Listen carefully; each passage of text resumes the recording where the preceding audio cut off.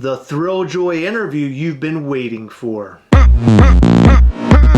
All right, we're finally posting the Brian Mariotti Thrilljoy interview.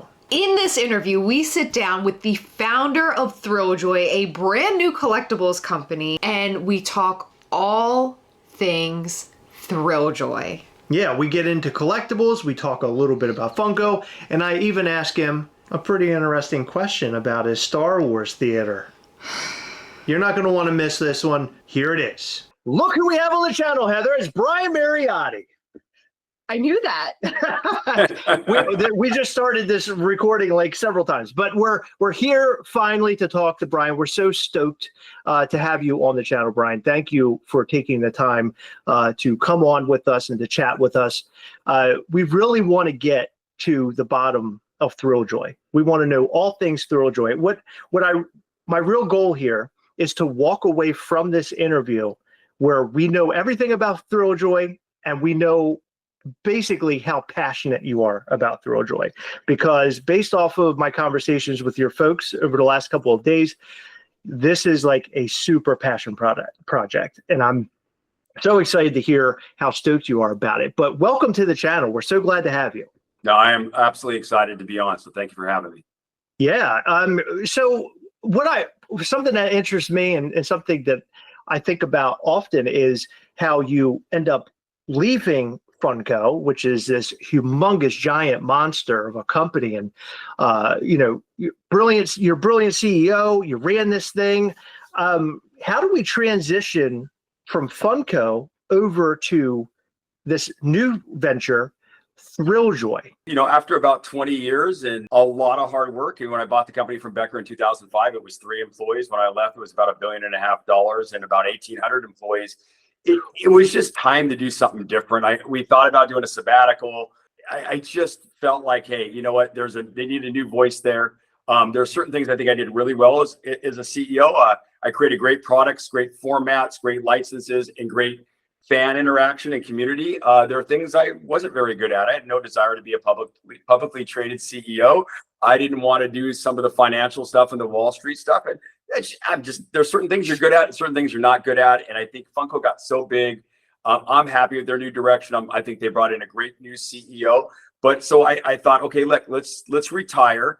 And I ran the gamut of what I wanted to do. My first idea, because I built nightclubs and restaurants before I bought Funko in 2005, was I wanted to create 100,000 square foot pickleball meets nightclub indoor facility.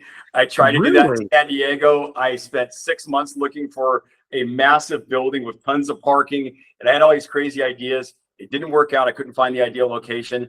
And then I started messing around with, if I were to jump back into collectibles, what would I do? What would it look like? What would it feel like? What would the ethos of the company be? And how can I make it even more fan driven? That I think that we did a pretty good job at Funko, but how can we even lean in more to fans' ideas and their passions and make a different type of company? And I think that's where the genesis of Thrilljoy came about. Yeah, that's interesting. Your background, I had no idea that was your background. Me neither. That's wild. Yeah, that is really interesting. The idea for Thrilljoy now, in terms of like the artistic side of things and like what these things are going to end up looking like, was this also sort of coming directly from your mind? Yeah, a lot of the ideas, even back in Pop, when we had a chance to do Pop for the first time back in 2010 with Funko, I knew what I wanted the product to look like. I had seen a handmade plush of a Star Wars figure with black beady eyes, and it was pancaked, and I'm like, there was something just charming and simple and adorable about the ratios. I'm like, if we can make that into a figure and stylize it and make it a little bit more cute, Funko was traditionally a bobblehead company. We could bring in women into collecting, men that didn't like bobbleheads into collecting, and then we'd use the licenses to bring in different fan bases. And that's kind of how it's always been. So I've always known, whether it's something like Soda, where Mike and Becker and I worked on that one together, or things that didn't work out like Blocks, which I loved, but no one really wanted to buy it. I mean, you throw things out there aesthetically that you think are exciting. But when it came to Thrilljoy, I wanted to design and develop all the products myself, out of my own head, the look, the feel, the concepts. And so I kind of did that. And for the first time ever, with my licensors kind of, persuading me, put my name out there. It says it on the box, it says it's designed by me, it's developed by me. Look, I'm just a pop culture junkie. I just want to make cool stuff. And if you make cool stuff, everything else kind of takes care of itself. But yeah, this is all kind of out of my head. And luckily I have got a couple great business partners that have helped me along the way. And but it's been a really, really fun 4 months to race to launching at New York Comic Con. And I think we're gonna go to New York with like 60, 70 SKUs. It's gonna be a pretty big drop, and we're gonna look like a company that's been around for 20 years. Wow, that's incredible. That to is bring that amount of stuff with you to NYCC, that's incredible. I can't wait to see what your layout is there and how the booth looks. Yeah. I'm really stoked to see how all that plays out. So you're very instrumental behind the product that you're putting out here, and it's interesting. And maybe I'm a big dummy and I've never read enough, but it sounds like you're pretty instrumental behind the Funko Pop itself, like the way that it was going to look based off what you just said. Not only the look, but like when we brought it out with the packaging, it was called Funko Force 2.0. I went to New York, I went to San Diego Comic Con. Our fan base hated it. I mean, it's a story I've told multiple times. The bobblehead fans, the Becker fans that came in, they saw the product, they're like, yeah, we're not interested in this. Like, where's the bobbleheads at? And I'm like, oh, my heart kind of sunk. And then I watched in 2010 people coming into our booth and saying, oh my God, where's that cute Batman, that cute Joker? There's a cute Batgirl. And I'm like, oh my God, there's women actually coming into our booth. That's something new at Funko. There's guys that said they've never collected a bobblehead in their life, but they knew about Funko, but never bought any of our products, and they were buying it. And I'm like, all right, so we got the design right. But then I came back and said, look, the name's horrible. I want to name it Pop. I want the packaging to look like this. And I fought with all of our licensors to make sure that my vision of packaging and the way the name and everything, the number system was all out of my head. I just wanted a consistency where people could turn it and put it on the side like a bookshelf with a number on there, or the front, or I just wanted a way to create a platform that we could take any license, any fan base, and connect them to things they love. And I always give the example of Tom Brady. If you're a woman, you love the New England Patriots and you're a Tom Brady fan, they're not going to go buy a Tom Brady action figure from McFarlane. They make great action figures. That's not the point, but they're not going to do it. So to come up with something cute and whimsical that a woman could buy and put on her desk and say, yeah, I'm celebrating my Patriot fandom, was kind of the whole impetus behind Pop. And then, I had to go out and unfortunately finance the world to get all these different licenses. But yeah, I've always been, my hand's been always all over all of our product designs, our platforms. And obviously we have amazing artists that take my ideas and sometimes their ideas, or sometimes it takes a village to make a great product. And we combine that, and we think obviously we had some of the greatest artists in the world working for Funko, and that's kind of how we got to where we're at. What a brilliant move in the Funko Pop collectible. I mean, you virtually changed the entire world. I mean, and quite frankly, I could speak about that just from myself and Heather, because we never collected anything until we got our hands on Funko Pops. In fact, your price points on those Funko Pops, I think, was a real driving force for a lot of people to go out and be able to buy just so many of these things all at one time. I mean, just the whole idea about Funko Pop, that has to be somewhere in history, like one of the most brilliant moves in the collectible world. I mean, it has to be, right? It has to be way up there. And here you are, you're back at it again. You're bringing your brilliance back, and all of the ideas that it's coming out of your head, which is really great to hear. It's good to hear that you were so instrumental behind the Funko Pop, and here you are again with this brand new business, Thrilljoy, and you're bringing something brand new to our shelves and to our lives. How excited are you for these figures to land in people's hands for the very first time, for that booth to be set up at New York Comic Con? Your head has to be at a point of almost explosion. Yeah, it's like I ate 6 bowls of Fruit Loops and I'm running around on just a sugar high, but it's been going on for like 3 or 4 months. So I had a philosophy, which is, what are the things we did right at Funko? What are the things we did wrong at Funko? And then what would a new product look like? And look, we have multiple products, and we won't talk about all of them in terms of showing it today, but we are going to show you some things for the first time that no one else has seen. It was more of philosophy first. A philosophy was going to be, I wanted something that was very, very different, but it had storytelling elements. And I think, and I'll give you a great example. Obviously, I love pop, but if you take Chandler Bing out of a pop box and put him on a shelf, maybe 5 out of 10 wouldn't know it's Chandler Bing. And so what I want to do is find a way to tell a story that used a picture frame, art, and a design of a figure, and then scarcity and chase, and sometimes super chase, to really come up with something that was a moment in time. And that's what that's our big product that we're going to launch. We're also doing apparel and, bucket hats and ball caps and jerseys. And we've got some other things that are and all those have also been designed by myself, but in a very different way. I'm calling it sophisticated pop culture apparel, like you're dressing up. It's kind of silly, but I'm really excited about that as well. But yeah, I just wanted something that told a different story.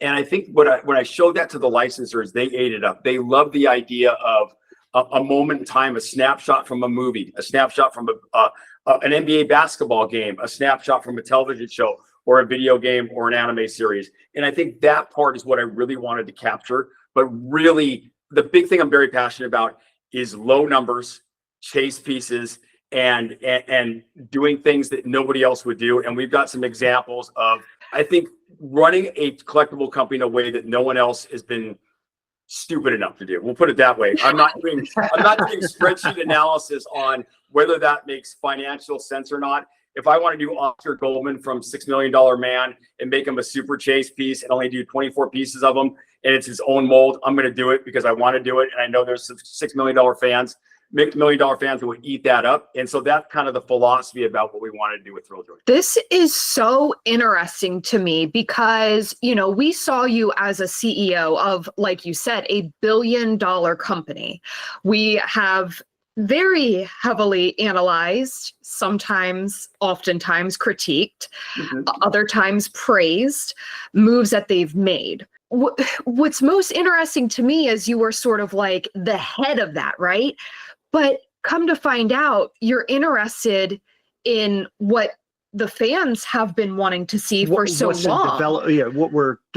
The development part of it, right? Yeah. The production. Yeah. And the idea of chases and lower numbers. And this is a side of Brian I've never seen before.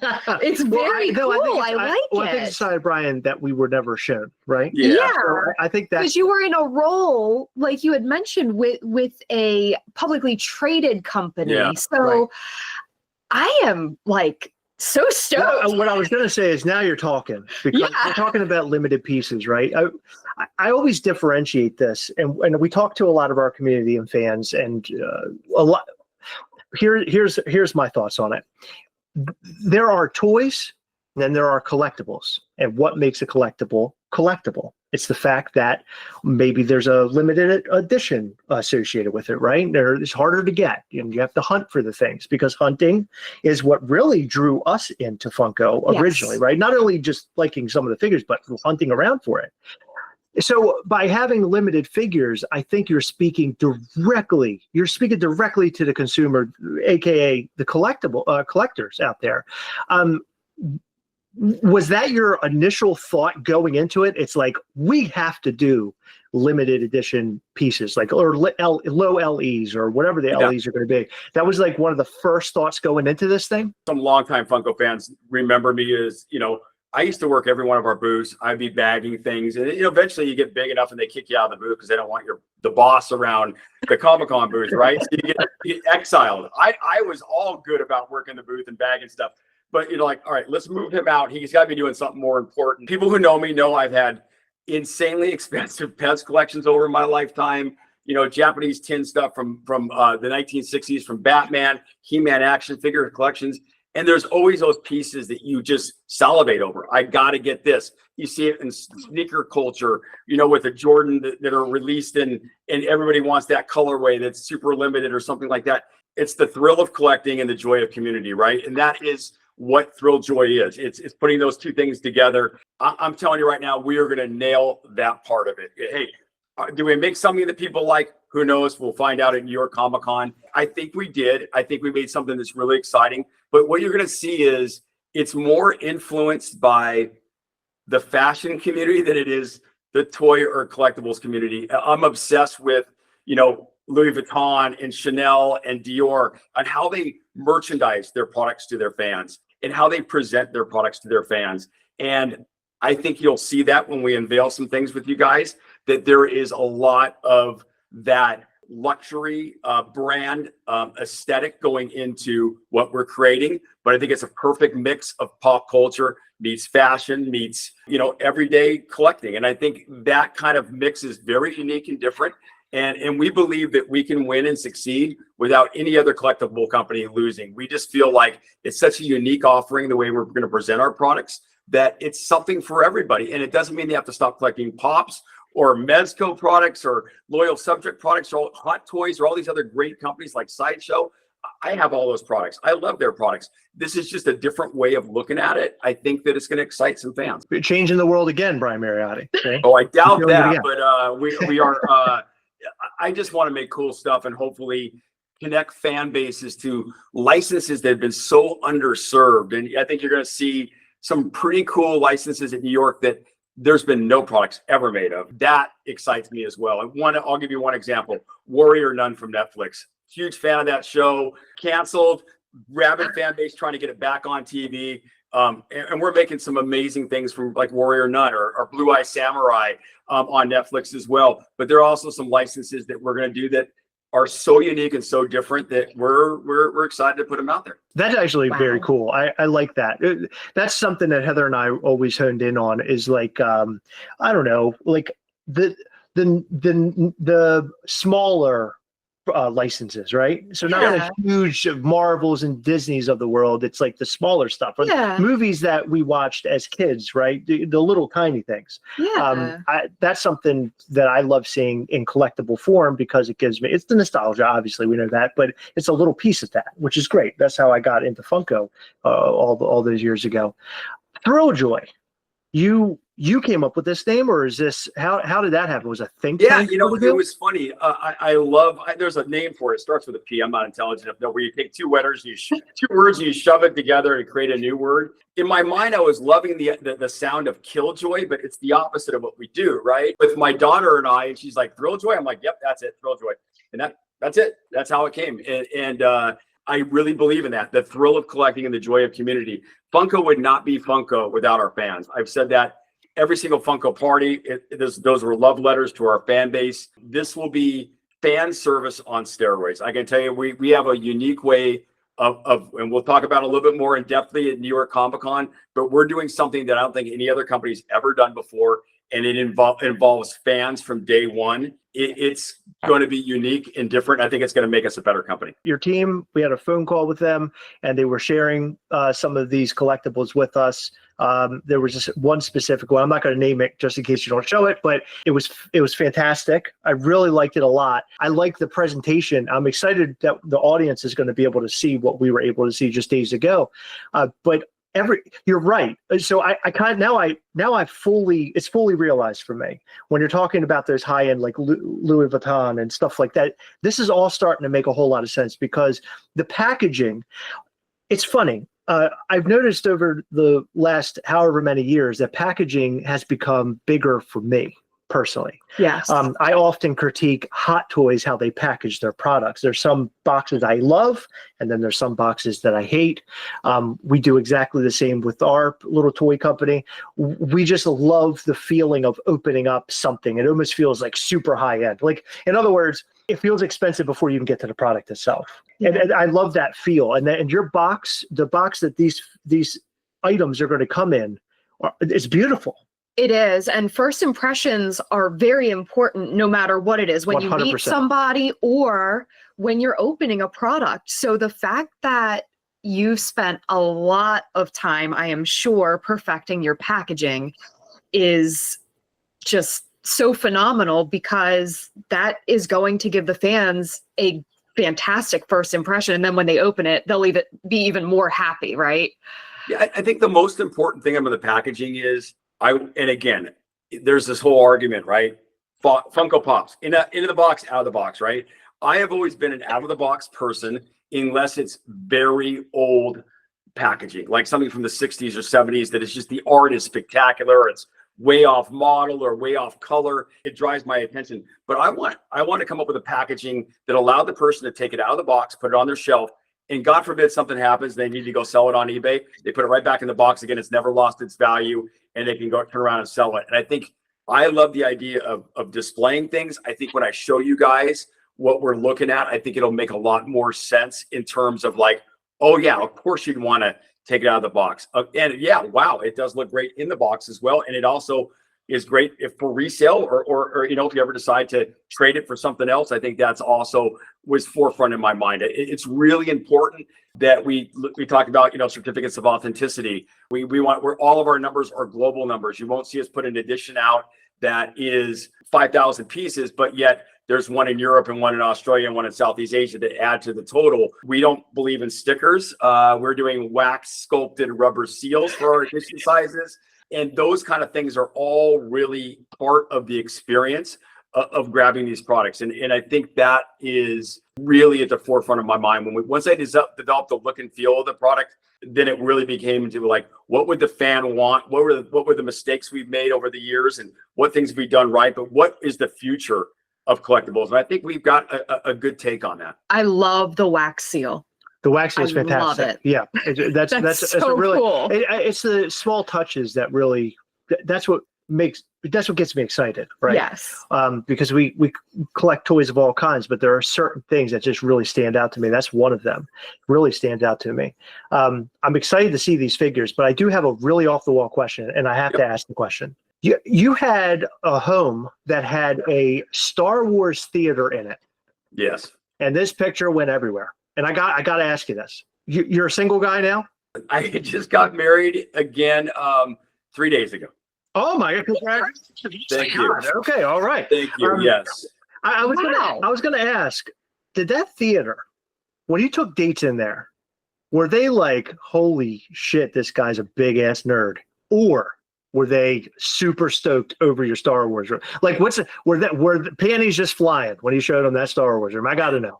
My dating life was way boring and not even remotely interesting, and I just lucked into a soul that is just as stupid and crazy and weird as I am when it comes to everything in life, but also pop culture. That part I'm very blessed with. So yeah, I don't think there's much really interesting about my dating life meeting my wife, but yeah, I think crazy movie theaters are a theme with me. My new house has got a mid-century tiki shag inspired theater that is very different and unique from the Star Wars one, and the one before that was huge 1,000-pound transformers on either side of my movie screen back when I lived up in Washington. So I don't really care if I have a kitchen or a living room, but boy, if I have a theater, that's a little bit more important than eating food in your house or everything else. So that's way up there. You know, everything is like, where can the theater be and how big can it be and how cool can it be? And the rest of the stuff isn't as important. So that's his way of saying. He said that his new wife. Listen, Heather, he didn't have a kitchen, he had a movie theater, and he got married. I know. You put all that together. I did. I think that's the reason. What would you say if I had a movie theater like that and you entered my life? Would you be in? I would have asked you to marry me. Really? Yeah. Look at that, Brian. We just figured it all out. There we go. That's fantastic. I love the sound of the new theater room. Yeah. Holy shit. I want to see that. So the figures. So what we saw the other day, before you're going to show all this stuff off, the figure that we saw the other day, is that virtually that's the type of figure? Are you going to make any other versions of what we're seeing there, in fact, behind you? Well, if you guys are open, let's take a look at this. I'll explain the philosophy, and then we'll talk about how the derivatives of this will play out in New York. So, Sure. All right. Okay, guys, so this is what we want to talk about today. It's called Pix. That's the line. As you can see, we did a spot varnish, foil print, number system in the corner. It tells you about who the licensor is. This is going to be, you know, Duck Dodgers times Thrilljoy. Obviously, you see some of the storytelling elements in the bottom of the box. And on the back of the box, there is a little seal that says it was designed and developed by myself. So I threw that in there. So this is where we took a lot of the inspirations from the luxury brands, you know, Louis Vuitton or Chanel or Dior. Magnetic flap right here that opens up like this. And we're really excited about that. We're going to start with the certificate of authenticity card, which is lenticular. It's double-sided, and it's also enclosed in an acrylic magnetic holder. And it tells a little bit about what this product is. And then you get to lift out. What we have here is the storytelling elements that I'm so excited about. The frame itself tells a great story, right? It's a certain style of frame per license. So each of our licenses are going to have a unique frame that's associated with it. And that's part of the storytelling. Then you have the two areas that also tell the story. You got the name of the cartoon and then the character itself. For example, this is Duck Dodgers and it happens to be Duck Dodgers. And then the year is 1953, which is when Duck Dodgers first launched. The art in the background, which is also embossed and is really cool. It's also a great part of the storytelling. And then you see the sculpted edition size, which this one is 5,000 pieces globally. And then each of our products obviously have a chase piece, which is one of 6. And then some have a super chase piece, which is as low as 24 and as high as 96. You can hang them as well. And they're about 2.5 pop boxes wide by about a pop box and a half high. But we're really excited about all the different storytelling. I'll give you one of my favorites right here. Obviously, we all know that number 1 is going to be Huckleberry Hound, right? An edition size globally of only 3,000 pieces. Very excited about that. And then when I talk about chase pieces being completely different, there's Huckleberry Hound's chase piece, one of 6. So it's only going to equate to about less than 400 pieces of this chase piece were ever made. And again, a completely new mold, completely new art direction. And again, the ability to stack it on top of each other or hang on a wall. And I just wanted something that was going to be unique and different. And again, we talked about big licenses like Marvel, Star Wars, or Disney. That's great. And we're going to do licenses like that, but we're going to want to present things in a way that no one's ever seen, Marvel, Star Wars, or Disney. And that's the big deal. And then we're always going to go after the little licenses that maybe nothing's ever been made. Like, again, we talked about like Warrior Nun from Netflix. That's kind of the philosophy of Pix, which is our flagship item. But there are other items we're very excited about as well. And so you're going to see at your Comic-Con a thing called Megapix. And it's just a bigger, and I'm talking big, chunky, 12-inch figure that has a great way of showing your love or your fandom of that character. Obviously, you know, I'm a huge fan of Mondo. We bought Mondo when I ran Funko. And I love their 12-inch or hardly articulated figures. But changing and putting the accessories in those things and changing heads out are absolutely nightmarish. It's very difficult. So we've created a bunch of hands and props that are all magnetic that pop on and pop off that no one's ever seen before. And then there's also the articulation in the arms are gear ratioed, so you can lock them into certain positions. And it's just a different way to present a highly stylized 12-inch figure. The box and packaging is just as spectacular as what we just showed you with Pix.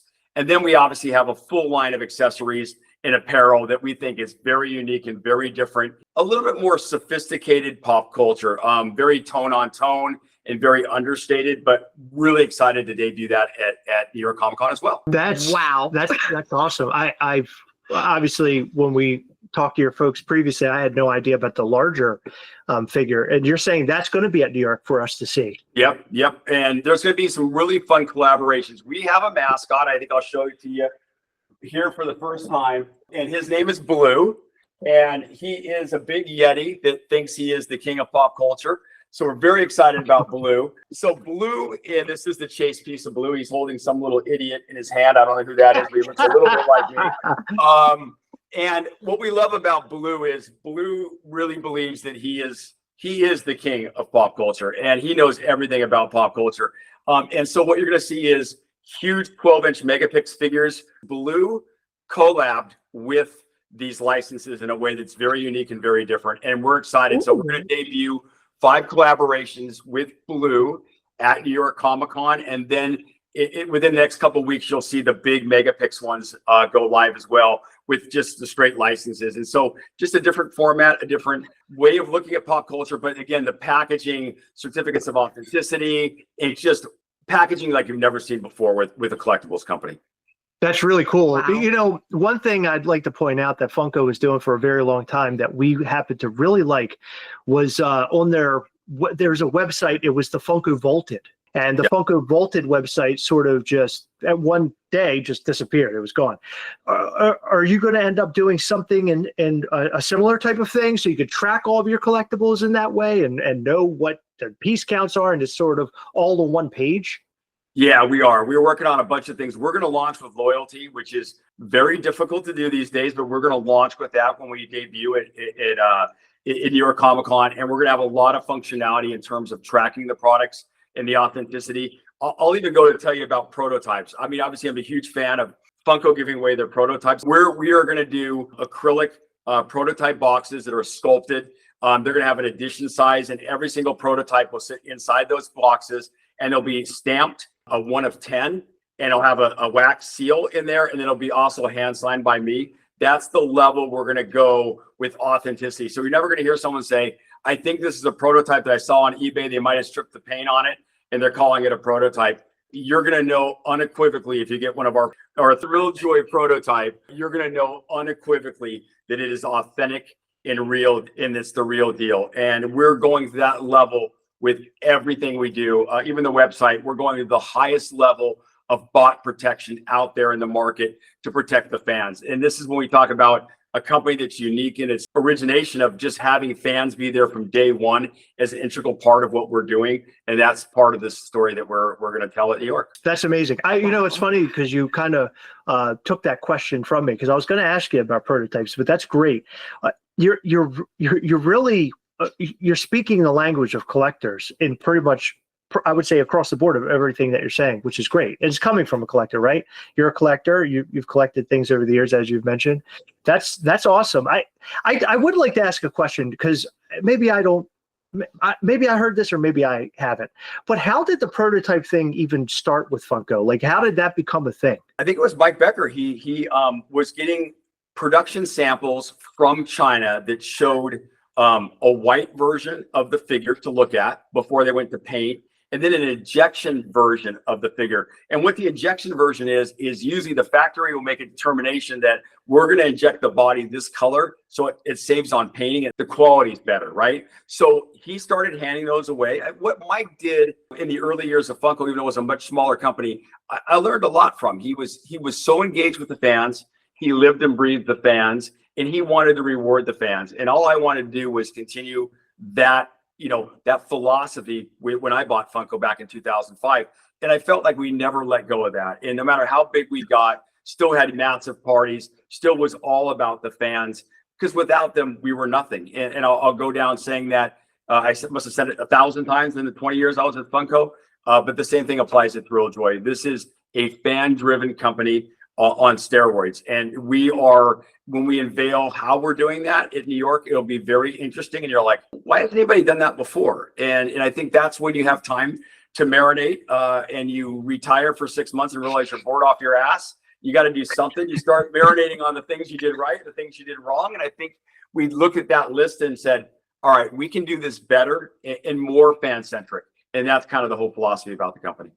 Mike Becker, another really amazing guy. We have a good relationship with him. He's a great guy. I know you guys are best friends, and I wondered what's Mike think about all this? Have you shared this with him already? Of course he has. Yes, Mike knows what we're doing, and Mike's also got his own wonderful direction he's going to be handling. I don't think either of us are wired to retire. I don't know why in God's earth I thought I ever could do that, but it became very apparent when I was talking to myself at 4 o'clock in the mirror going, what in the hell did you do today, Brian? You worked out, you might have done this, but like, where did the rest of the day go? You realize maybe you're not really suited to not do anything. This is my way of being productive. And I'm sure there are a lot more important jobs in the world to do, but this is one of them. And I'm certainly glad that I have this passion and love. But Mike's also got a really fun thing that he's working on that he'll be launching. And we definitely bounce ideas off each other. And he is somebody I obviously have such respect and love for. I love him like a brother. When he gets excited about something, I'm probably doing something right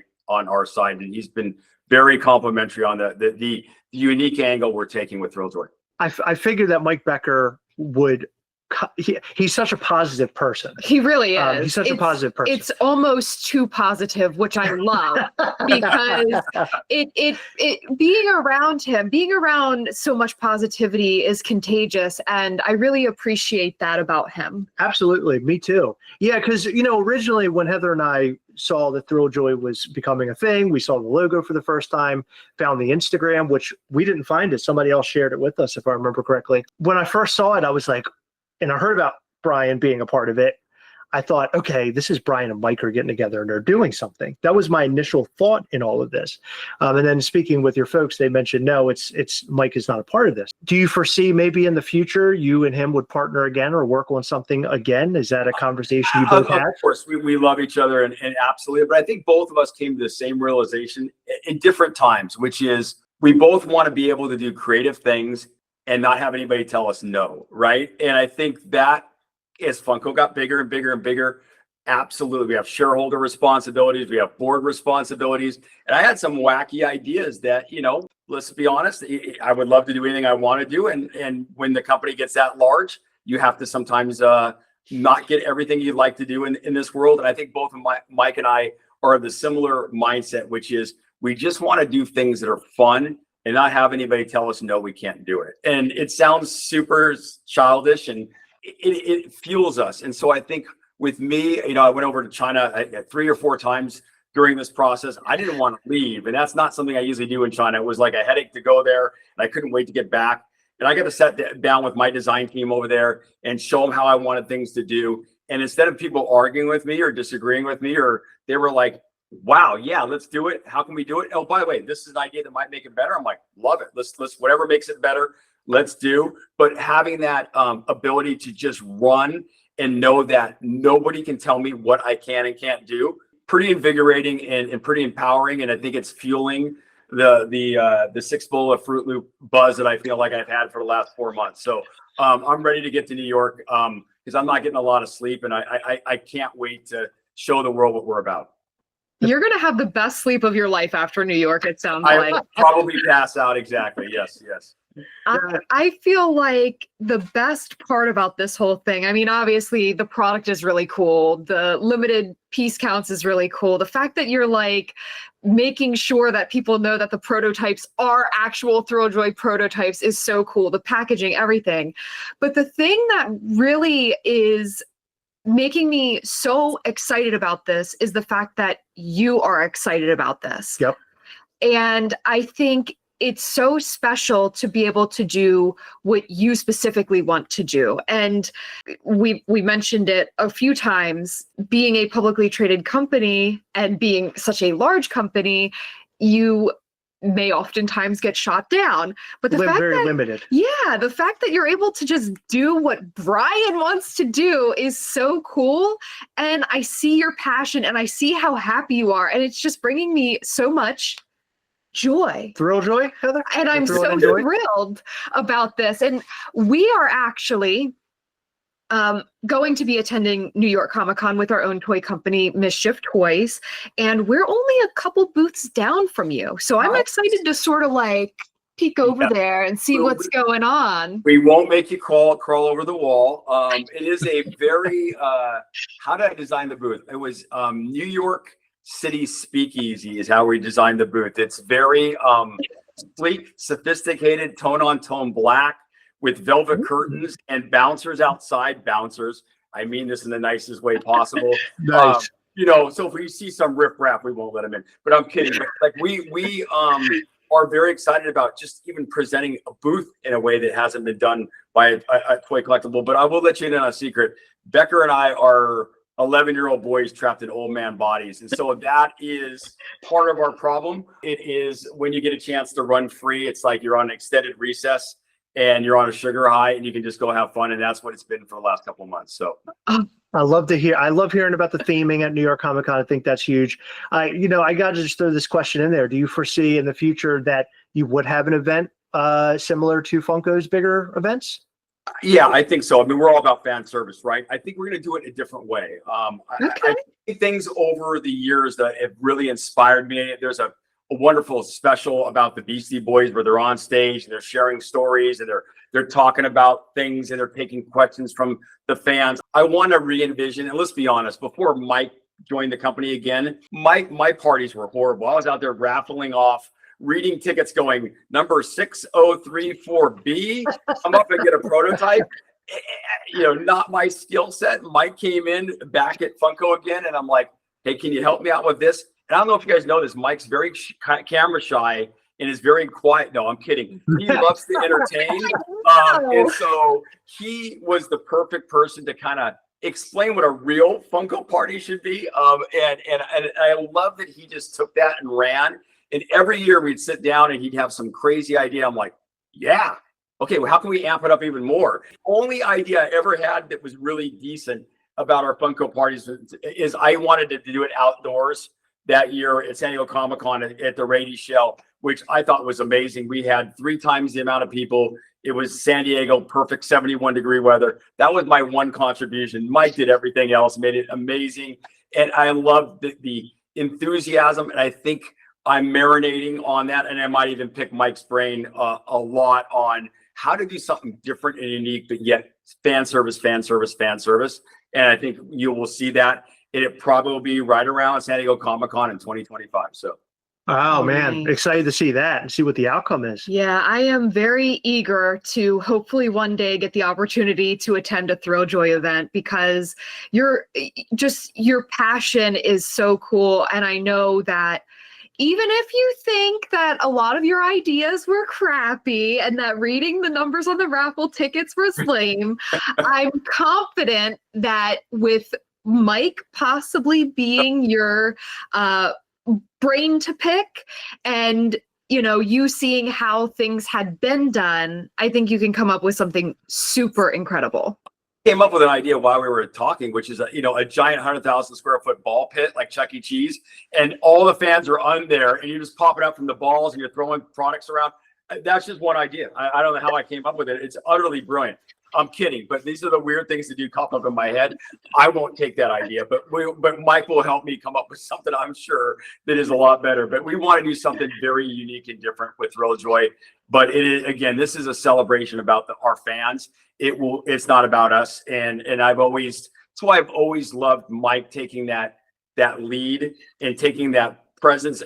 I'm not really comfortable in front of the camera, but I love that he was so entertaining and so genuine and so amazing with each and every fan that he met with. And I love that. And I've got that from my licensors and the few fans I've talked to, like, Brian, you're going to have to do a better job of putting yourself out there, showing some personality, signing some autographs, but really being more comfortable in front of the camera.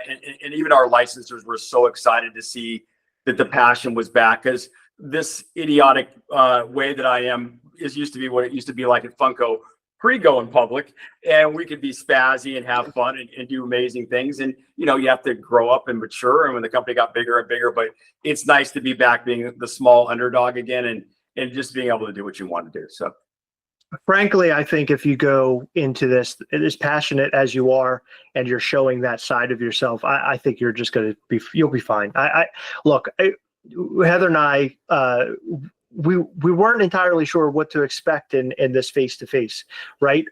But the amount of passion that you have for all this is what really gets me excited about it. And I know the folks who are watching this are going to get super excited about it as well. You're going to New York Comic-Con. You're going to have this awesome booth. I love the theming and the ideas behind it. I think that's great. You're going in with all this excitement, everything, but is there a part of you that's nervous? It's like, man, I'm going in there, I'm doing something entirely different, bringing all these new collectibles. I mean, how you feeling? Yeah, I guess when you have 250 SKUs done and you're spending all your own money to do it, and you're like, oh, what if someone doesn't like this? Wow, okay, what would that look like? I try not to go there. But there's always that nervousness that someone might not like your take on pop culture or their favorite license, and that's okay. I do remember years and years of people first looking at pop and going, black beady eyes, they look like they're dead. And there was probably more negative than positive about pop, but we knew certain people liked it, and we knew people that would never have collected Funko were in there, and then it grew. And I think that I've got a pretty thick skin. I'm sure there's going to be people that are going, what in the hell did he just create? And that's okay. But I know there'll be some people that like it, and hopefully enough to sustain us and make us a really fun company for the future. We're not interested in how big we can grow. We're interested in how cool we can make stuff. And that's all that we care about. And if we do that, I think there's a pretty good chance. I got really smart people around me that are going to help me make this, I think, a really fun and interesting company for years to come. Yeah, I don't think you have anything to worry about. No. I was going to say I was wondering if you're nervous. I go nervous to pretty much anything that we do when we're at New York over the last couple of years. I'm always nervous every time I go. I think you have nothing to worry about. I think that your product is awesome. I'm so stoked that it's actually coming to fruition. Like, we're actually seeing it. To be honest with you, I didn't think we'd see it this early. I thought this was going to be something for the new year. The fact that you're showing up to New York Comic Con with all of this product, you're showing off this brand new, toy company, or collectible. I'm going to say collectible company. Definitely collectible, not toy. 100%. And the limited numbers and all the things that you've talked about throughout this entire interview. I'm telling you, man, you're going to go in there and you're going to kill it. It's going to be unbelievable. People are looking for this. I think a lot of people obviously still love Funko, don't get me wrong, but I think people are looking for something new, and I believe that's what you're bringing. Yeah, and I think you're going to turn a lot of people on over at New York Comic Con for sure. And like he had mentioned earlier, it's not a competition. You don't have to not collect Funko to collect Thrilljoy, or not collect Hot Toys to collect Thrilljoy. I feel like you and I are collectors of just about anything. If it's cool, we're buying it. Sure. Right? So I think that a lot of people are going to be super stoked about this. And I love that you're getting into licenses that may hardly have anything tangible or have nothing at all tangible. So this is very cool for fans. So there was one question I had that we weren't able to ask, or I haven't gotten around to asking, but previously speaking with your folks about the products and how it's sold, it sounds like it's going to be direct to consumer on your website. Is that sort of the pathway to begin with? Obviously, direct to consumer is going to be a huge part of how we sell. There'll be a combination of drops on a weekly basis and a live selling that will kick off the day before with one or two special items of that drops. And our drops are going to be done in themes. So we're going to have some amazing themed events each week that we do our drops. And you'll see a mix of picks, Megapix, in the apparel in such unique ways. And so, but we also have obviously Eric Peng Chang, who owns Undefeated in Bait, one of the most preeminent sneaker culture stores in the world, and with the collaborations with Nike and Adidas. And he's obviously been influencing me on how to help market and how to design some of the apparel, and obviously those collaborations when it comes to sports and music as well. MD Young is the godfather of all art vinyl. Has been around for 25 years in Mind Style. He's one of our partners. We brought Carissa on from Loungefly to head marketing. Dolly, who run our global marketing, our global licensing at Funko, the world's largest licensing department, is one of my partners as well. So we've got a great, we'll call it a super team around us that are going to make sure that I don't screw this up too much. And so I'm excited about that. Yeah, and we have one interesting retail partnership that we're going to unveil rather quickly as well, that someone that is beloved, I think, in the community is going to be carrying our products on some exclusive basis as well. But we're going to drive a lot of this direct to consumer. And the other thing that we're also going to do is how to protect the fans, right? How to make the experience when you come onto our website on a drop or a live drop and make it great. And we are invested heavily in bot protection. We think that is absolutely essential to the experience and not having our products eaten up by non-fans. We really want to protect that fan experience, and I think we're going to see that along with the loyalty and everything else that we're going to debut at launch simultaneously with the New York Comic Con event. Oh, that's awesome. Very cool. Yeah, you're definitely speaking to collectors. Yeah, in every way. You had a couple of very good questions. Two very important questions that everyone's dying to know. What is the price point of these products? And will you be selling worldwide or are you sticking to North America or USA, or how is that going to work? You made a great comment earlier in the interview, which was that we priced Pop at $9.99. I believe that was really critical in Pop's success. We could have gotten a kid robot $15 or $20 value off of those products, but we always want to make everything affordable. I personally believe that we are selling this product at the absolute lowest price humanly possible, and yet still make us profitable for years to come. So we're going to price the Pix at $50, and we're going to price the Megapix at about $125, and the apparel runs between $40 and $50. And the apparel and the accessories are edition sizes of 200, 300, and 400. We are ultra limiting all the stuff when it comes to the lifestyle stuff as well. And the design and the uniqueness of this, when you guys see it, I'm so excited to show off the apparel in a way that no one else has ever, I think, has ever done it before. We're higher end, yet I feel insanely affordable. And I think the perceived value of our products are going to really speak to the collector. They're going to say, wow, because when we showed these to our licensors, they thought the products were $100, $150. And that's the look of the quality of the box, and the lenticular cards and the acrylic magnetic holders and the frames and everything else that came along. The figure size itself is 5.5 inches. There's a lot there in terms of perceived value, but we always want to make sure we reward the fans. And this is about selling it at a price that is affordable, and it has a phenomenal perceived value. And I think we hit the nail on the head with this. You are insane. I think $50 seems like nothing for that incredible box and such a large Collectible story piece. Yeah, right. I'm shocked to hear it's that low. I was expecting, like you had mentioned, your licensor said 100 plus. Yeah. Wow. And we're also talking about limited pieces as well, right? So yeah.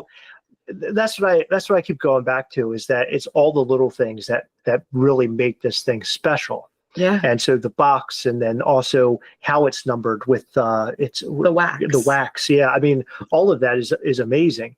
But Heather's other question was, are you selling internationally? We're going to launch with the United States and Canada right off the bat. And we are working, we've done all this in literally under 100 days. It's been a sprint. So there's two things I want to talk about with that. One, yeah, we will be adding on international territories in the very near future. But two, speed to market. And I think that is something that Funko used to pride itself on. And when you get super large and super successful, it can't work that way. And I get all that. A 24-piece super chase of the Martian Queen from Duck Dodgers. That is what selling direct to consumer allows you to do. It allows you to make things that don't make sense on a spreadsheet, but the fans are going to love. And by selling direct with the majority of our products, it's going to be it's going to benefit the fans more than anybody else. And that's where we're excited about that. You've only said things that pique my interest and make me interested into this brand new venture. I can't wait to see you guys over at New York Comic Con. I think it's going to be a really great showing. I think that people are going to absolutely lose their damn minds. Yeah. Especially after seeing this. It's always good to kind of see what the temperature is, right? So once this goes out, see what people are having to say. I think having these in hand, I cannot wait to see these in hand. Same. Firstly. Secondly, I cannot wait to see the apparel. We love clothing, so I'm really stoked to see what you guys are going to have. Now, the apparel, will it be available at New York as well for sale? Yep. You've said a lot. We've asked a lot of questions. You've answered them all. Love your passion. Love the product. Love everything that I'm hearing. Can't wait to see you at New York Comic Con. Of course, we're going to come over and track you down if you like it or not. But I think you're going to have an amazing showing. And I think 2025 might be the first year we go to San Diego, because I'm going to have to go to this event. I'm going to have to be there. We've never been out there before, but I would love to see what you're up to. But we really appreciate you. Thank you so much for taking some time to come and talk to us and answer all these questions. This was really great. Hey, thank you guys for all the years of coverage of Funko. And I love you guys' passion about it. And look, I always love that passion means I love something or I hate something, and it's fair and it's great. And I love that you guys always came across as so passionate. And you can see your love of what we did. And I can't thank you enough for all the years you guys covered us. And I appreciate your interest in Thrilljoy. So I can't thank you guys enough. Absolutely. Well, thank you. We'll see you in New York, Brian. That was one hell of an interview, right? We had such a good time sitting down and talking with Brian about Thrilljoy and everything else. We really hope you guys enjoyed this interview. I never thought this would ever happen, but it did. Neither. And how did we get here, you probably wonder? Well, a while back, we made a video talking about Thrilljoy, and our fans, you guys, viewers, actually went over to Thrilljoy's Instagram. Then they started hitting the LinkedIns of the people who were attached to Thrilljoy, which basically freaked those people out over at Thrilljoy. They reached out to us and asked us to stop the fans from freaking them out. And then a video later, I think we came out and asked people to stop doing it. And that's what started this connection. And we got an email from Thrilljoy, and the Brian Mariotti interview was kind of like on the table at the very beginning.